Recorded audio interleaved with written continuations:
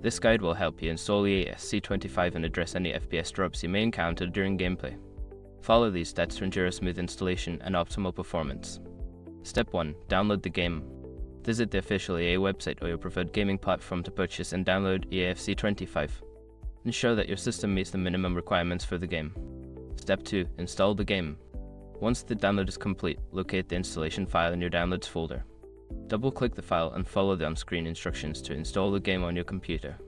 Step 3. Update graphics drivers. To minimize FPS drops, make sure your graphics drivers are up to date. Visit the website of your graphics card manufacturer NVIDIA, AMD, or Intel and download the latest drivers for your specific model.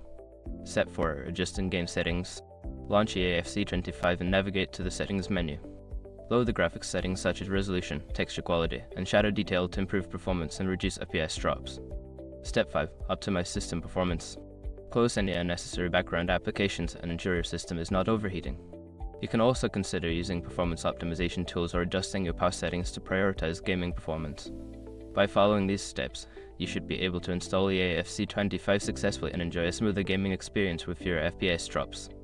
Happy gaming!